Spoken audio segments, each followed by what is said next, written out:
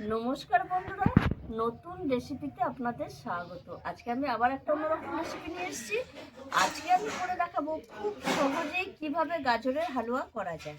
তাই খুব সহজেই কিভাবে গাজরের হালুয়া করা যায় তার জন্য এখানে নিয়ে নিয়েছি আমি বড় বড় 3টে গাজর, 2 প্যাকেট আমুল দুধ, গরুর দুধ, ঘি, নুন, চিনি, এলাচ আর কাজু কিশমিশ। প্রথমেই আমি গাজরটাকে একটু ছাড়িয়ে নেবো। গাজরটাকে এইভাবে একটু ছাড়িয়ে নেব, চেঁচে নেব। সব গাজরটা চেঁচে নেবো এইভাবে।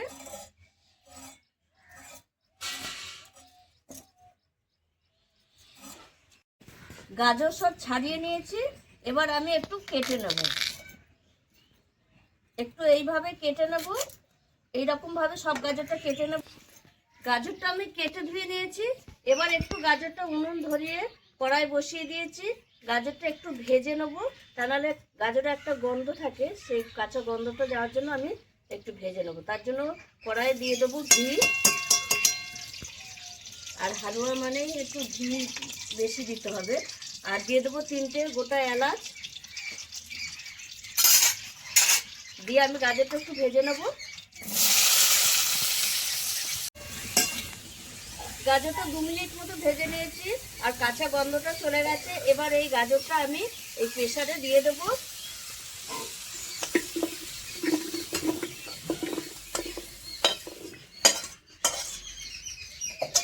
এর মধ্যে আমি দিয়ে দেব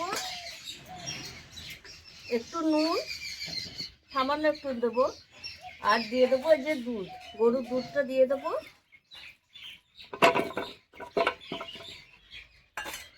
দিয়ে আমি ঢাকনাটা আটকে দেবো। দিয়ে আমি এটা 2-3টে সিটি মেরে নেবো। দেখুন বন্ধুরা, এই 2টো সিটি মেরেছি, আর একটা সিটি দেবো, দিয়ে নামিয়ে দেবো। এই দেখুন বন্ধুরা, সিটিটা খুব ভালোভাবে মেরেছে। এবার আমি নামিয়ে নিয়েছি। এবার আমি একটা এইখানে ঢেলে নেবো। ঢেলে একটা কাঁটার সাহায্যে একটু গুলে দেবো, তাহলে গ্রেট হয়ে যাবে আর সহজেই হয়ে যাবে। এদিকে আমি একটা কড়াই বসিয়ে দিয়েছি। কড়াইয়ে দিয়ে দেবো গরুর দুধ। এর মধ্যে আমি দিয়ে দেবো 3টে ভেঙে রাখা এলাচ। দিয়ে দেবো চিনি। মিষ্টিটা আপনারা যেরকম পরিমাণে খাবেন সেইভাবে দেবেন। এটা এদিকে চিনিটা গলতে থাক, আমি ততক্ষণে এটা একটা কাঁটার সাহায্যে, এই যে ডাল কাটা নিয়েছি, ডাল কাটার সাহায্যে আমি এরকম গাজরটা ভেঙে দেবো। এই দেখুন বন্ধুরা, সব ডাল কাটা দিয়ে আমি একদম ঘুটে নিয়েছি গাজরটা। আর এদিকে আমার চিনিটাও গলে গেছে দুধের মধ্যে। এবার আমি দিয়ে দেবো আমুল দুধটা। আমুল দুধটা দিলে একটু ঘন হবে আর খেতেও ভালো লাগবে। দেখুন বন্ধুরা, কতটা ঘন হয়ে গেছে। এবার আমি দিয়ে দেবো এই গাজরটা, দুধের সঙ্গে সেদ্ধ করে রাখা এই গাজরটা দিয়ে দেবো। দেখুন বন্ধুরা, দুধটা একদম আমার ঘন হয়ে গেছে, গাজরের সঙ্গে মিশে গেছে। আর এই দেখুন, এই অবস্থায় নামাতে হবে, কারণ এইটা নামিয়ে দিলে ঠান্ডা হয়ে গেলে গাজরের হালুয়াটা একদম ঠিকঠাক হয়ে যাবে। এর মধ্যে আমি দিয়ে দেবো কটা কাজু কিশমিশ। আর হালুয়ার মেন যে উপকরণ সেটা এই ঘি। নামাবার আগে আমি এতটা ঘি দিয়ে দেবো। এই ঘি দিলেই হালুয়াটা বেশি ভালো লাগে খেতে। এবার আমার হালুয়া হয়ে গেছে, একটুখানি নেড়ে চেড়ে নামিয়ে দেবো। এবার আমি নামিয়ে নেব।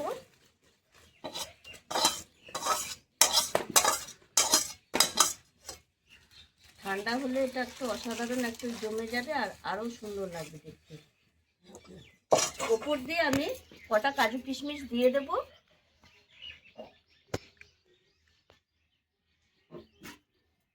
এটা দেখতে ভালো লাগার জন্য, আর খেতেও ভালো লাগবে।